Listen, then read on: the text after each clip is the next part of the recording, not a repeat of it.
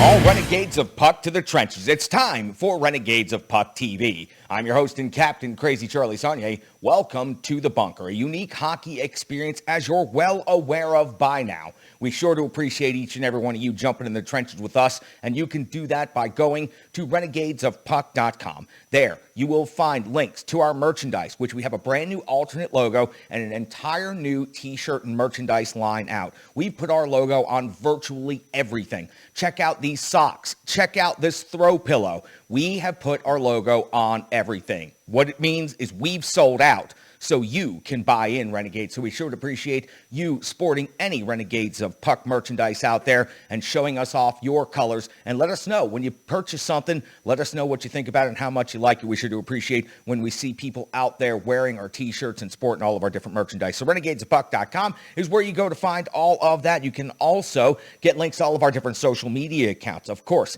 Facebook is a very easy one. Give us a like on Facebook and also give us a follow on Twitter. Renegades of Puck, the easiest thing in the world. Just search out Renegades of Puck and you will find us on all of your different social media platforms. And of course, YouTube. Well over 100 subscriptions now. We sure do appreciate each and every one of you for jumping in the trenches as well. As we get new videos uploaded, we appreciate the comments and we appreciate the support coming all the way from our international correspondent Milo to right here in our backyard in Antioch. It is always great to hear from each and every one of you Renegades of Puck. So we sure do appreciate each and every one of you for giving us a subscription on YouTube and passing those links along. Now listen, the grievance line. I expected to see this phone ringing last night, and it was not. After what you saw in Chicago, were you really satisfied? 615-640-0916, 615-640-0916. Now that you've had a chance to stew on it for a few hours or so, how do you feel about that Preds performance in Chicago? You can't just roll out of bed in the NHL and expect to pick yourself up a W, no matter how bad the record is for the team you're going up against. So give us a call on the grievance line. It's open to you 24 hours a day, Renegades. That's right. We're asking you for your opinions. We want to know what you think. We want to hear your voices. So totally anonymous, open 24 hours a day, and we'll use the best audio we get from the grievance line right here on Renegades of Puck TV. So that's got us all set up. Let me tell you very quickly before we get into the content of the show, our proud sponsors, Rebirth Sports. This jersey right here, so many other incredible examples. Rebirth Sports not only makes jerseys, they can outfit your entire hockey operation. They are hockey tailors, and they are a great partner, and they are great to be in business with. So happy to have them in the trenches here with the Renegades of Puck. Plenty of examples to be seen, and I'll be telling you about a whole lot more stuff from Rebirth Sports coming up very soon. Of course, Stripe Digital Solutions, the logo behind me, the website that we've already talked about, none of that possible without Stripe Digital Solutions. Also, helping me with my marketing campaigns, getting the Renegades of Puck out there in front of new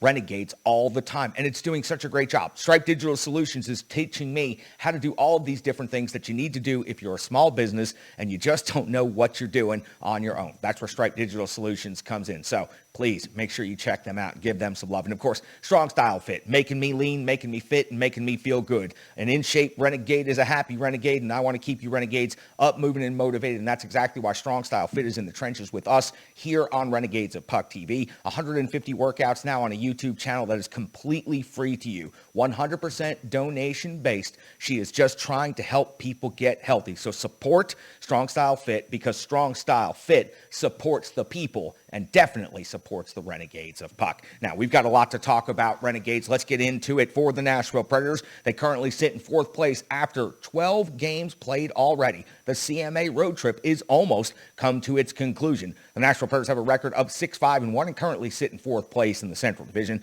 That's good for 13 points. They are 3 points behind the Minnesota Wild, 2 points behind the St. Louis Blues, and 1 point behind the Winnipeg Jets. On the road right now, the Nashville Predators still have a winning record of 3-2-1, and they continue this very lengthy road trip in Dallas, facing off against the fifth place in the Central Division, Dallas Stars. After 11 games played by the Stars, they have a record of 4-5-2. They have 10 points and are 3 points behind the Nashville Predators. They are 1-1-1 on home ice. They have a goal differential of -10. We'll talk a lot more about the Dallas Stars, their numbers and everything here in just a moment. But let me wrap up this Nashville Predators road trip, because so far 5 out of 8 points. Now, I said a successful CMA road trip for this Nashville Predators team that does not have very high expectations would be to come home with more than 50% of the points. Right now, the Nashville Predators are pacing above 50% of the points, 5 out of 8 so far on this road trip with 4 more available. Now, this back-to-back is going to be critical, of course, because it is the end of the CMA road trip. And for the Nashville Predators, they need to find a way to pick up some points out of this. Not just Dallas, but then heading off to St. Louis. And, of course, St. Louis is off to a great start this season so far with a record of 7-2-1. The Preds only get to come home for one game against the Central Division rival Arizona Coyotes, and then right back out on the road to the Northeast. Toronto, Ottawa, Montreal will be the first stops on that road trip. So for the Nashville Predators, a huge opportunity going into Dallas right here to take advantage, pick up a couple of extra points on the first night of this back-to-back. I anticipate we will see UC Saros in net against the Dallas Stars go for the push on the first night of the back-to-back. UC Saros at this point in the season is 5-4-1 with a .925 save percentage and 2.31 goals against average. I anticipate we'll see Rittich the next night in St. Louis. For the Nashville Predators and the Dallas Stars, it's the first of 4 meetings this season. They'll meet up again next month on the 27th of December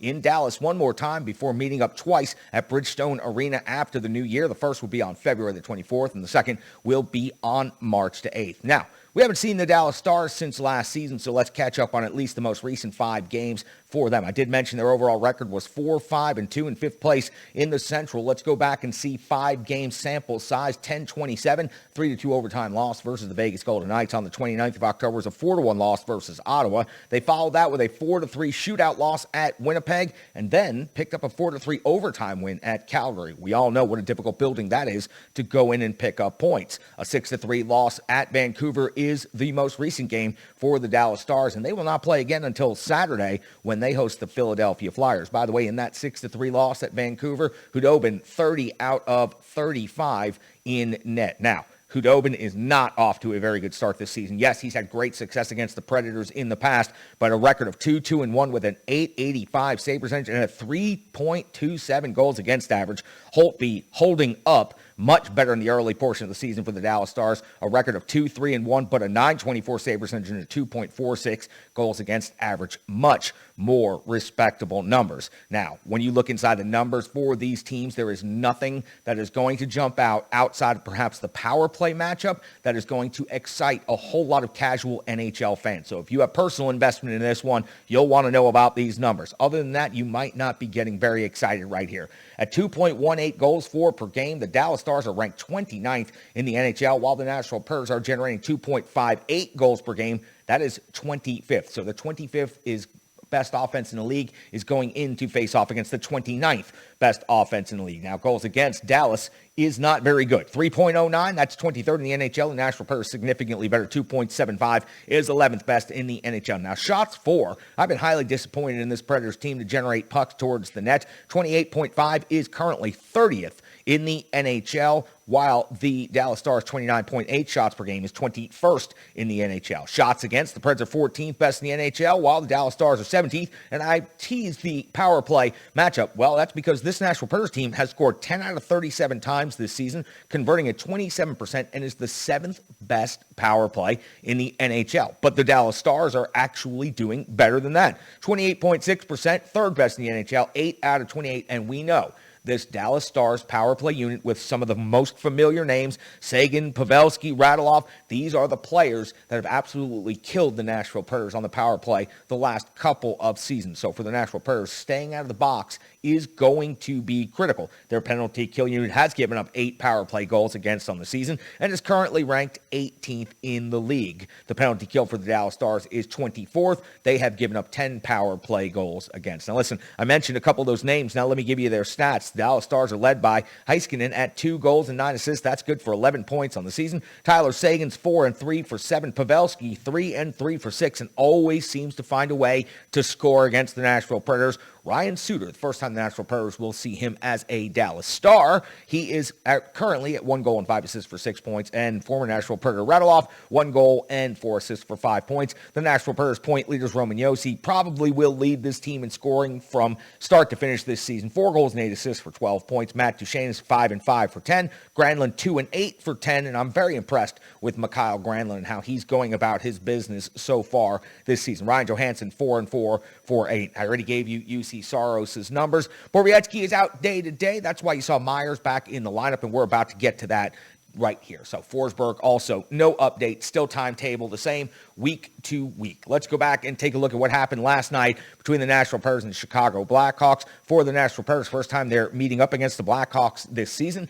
and they go in with a different looking lineup. Cousins, Johansson, and Tomasino, Cunnin, Granlund, and Duchene, Trennan, Sissons, and Janot, Grimaldi, Novak, and Tolvanen, Josi and Fabro, Ekholm and Benning, Carrier, and Myers getting an opportunity to get on the ice. Finally, Harper out of the lineup. Since the last time we were on the air and since the last time we had a chance to talk together, it was pretty much a unanimous one-way conversation that Harper needed to be out of the lineup and that the Nashville Predators needed to move on, even if whoever they put in made mistakes as well, as long as it was for the sake of development, because Harper is not going to develop and he's not part of the long-term plans for this Nashville Predators team. So I'm glad to see he was out of the lineup. Let's get into it last night. 3:03 into the first period. Granlund gets a shot with Cunnin setting some traffic, and that's going to cause some problems. At 7:17 in the first period, Saros stops Taves from the circle after Myers leads to a turnover. Now, I just mentioned it. There's Myers with a bad turnover behind the net, but it didn't feel nearly the same as Harper having a bad turnover behind the net. This is a player that you're hoping is developing, and he is going to make mistakes in development. So I didn't get as angry as I typically would have in this situation. So we do move on. 9:37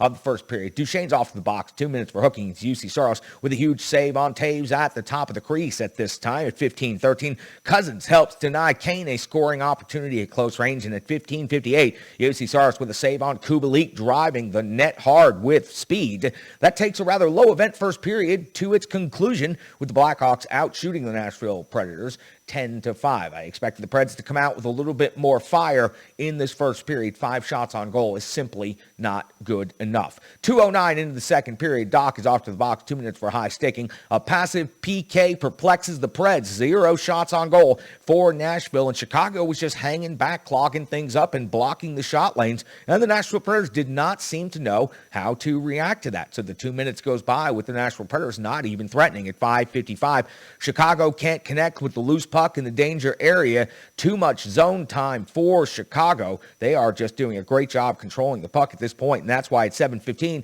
UC Hagel put the Blackhawks on the board with his 4th goal of the season, the first goal of the game for the Hawks, a 1-0 lead. It was a rebound chip over Saros from the goal line. Simply no support there to help UC Saros out after the puck went to the back wall. Then we see Tolvanen with a shot that is stopped by Lankinen at 8:42. 9:05, the Preds do respond as Carrier gets his first goal of the season unassisted, takes the puck along the goal line, goes to the corner, and then decides the path is clear, so he takes it right on back along the goal line, goes ahead and stuffs it right through the 5-hole. Incredible individual effort by Alex Carrier right here. That is a defenseman that is developing at an incredible level here at the NHL, and it was just a great job to see him respond for the Nashville Predators, tying the game up at 1 apiece. 10:43, Lankinen's back in this game, stopping Tolvanen, then Tomasino on a second really strong scoring opportunity by the Preds. 11:03, Doc is off to the box. 2 minutes for high sticking for the second time in 11 minutes. Plenty of pressure by the Preds, but again, 0 shots on goal. It was chaotic in the zone, but the Preds just can't seem to get the puck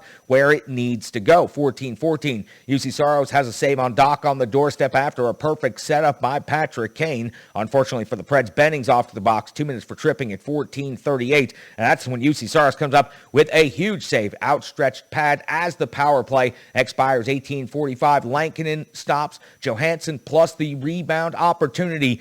Great chance for the Nashville Predators right here. We hit the end of the second period with Chicago out shooting Nashville 17-13. We go to the 53-second mark of the third period. UC Saros comes up with a save on Kubalik from the face-off dot at 5:15. Sissons gets a shot and gets behind Lankinen, but unfortunately for the Nashville Predators, it bounces just wide of the post. This had a good opportunity to find its way into the net. At 5:56, Yossi's off to the box. 2 minutes for tripping, and UC Saros is absolutely going to have to clock in and go go to overtime on this situation. UC Saros, a save on Kane, plus the second opportunity by DeBrincat, and then follow that up with another incredible save, then another incredible save after that, and then one more save after that. They were coming so quickly I couldn't even take notes on each of them properly. It was intense, and UC Saros was under siege, but he was holding the line in this situation. The Nashville Predators do survive this penalty kill because of UC Saros. 8:32, Lankinen robs Duchesne with the elbow. Matt Duchesne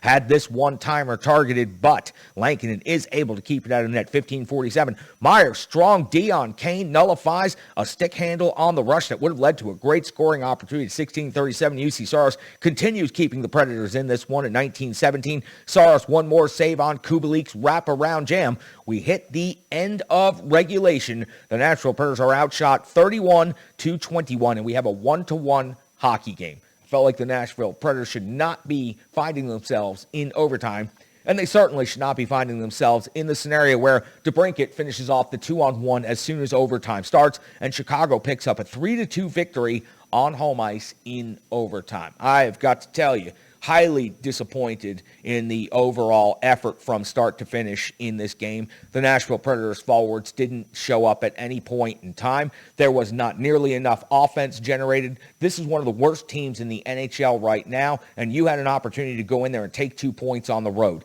You cannot afford to take any time off in this league or on this schedule. Frankly, the margin of error is razor thin for this Nashville Predators team as to whether they are going to be successful or they are going to be a very bad hockey team. So when you have opportunities to play a team that is statistically in every way worse than you are, and they are also one of the worst overall teams in the league going through turmoil with a coaching change, you have to go into their rink and step on them, and this was not stepping on them. This was allowing them to hang around for 60 full minutes before they went ahead and put you away and sent you out of Chicago. For the Nashville Predators, the next time you think you're going to roll out of bed and just pick up a victory against an NHL hockey club, you might want to think about what happened last night in Chicago. You did get a point, and that is great on the road, but overall, that was a wasted opportunity and one that Nashville Predators fans will not soon forget. Going to mention Carrier's an individual performance from the box score last night. Picked up the only goal in the game for the Nashville Predators.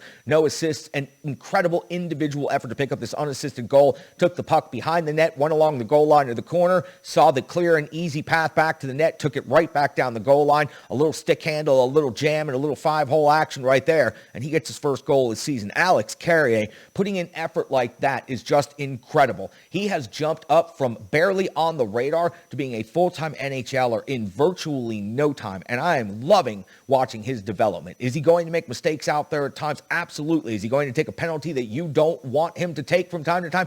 Absolutely. But as far as young defensemen and young prospects in the Nashville Predators system, right now, Alex Carrier is proving to be incredible and an absolute gem for this Nashville Predators team. Now listen, Sean C. Smith is going to give you some analysis because he's got the intel that you need to know. Unfortunately, I can't send him on the road to have him on the front lines, and neither can on the forecheck.com, but he's still watching and breaking down each and every play, and he's got some analysis and strong opinions about everything that happened between the Preds and the Chicago Blackhawks, and I cannot wait to hear what Sean's got to say. You can find him on Twitter at SCSOTF, and of course, you can read all of his work at ontheforecheck.com and watch him right here on Renegades of Puck TV. Sean C. Smith, take it away. Thanks, Charlie. Hey, Renegades, it's Sean C. Smith. I'm back.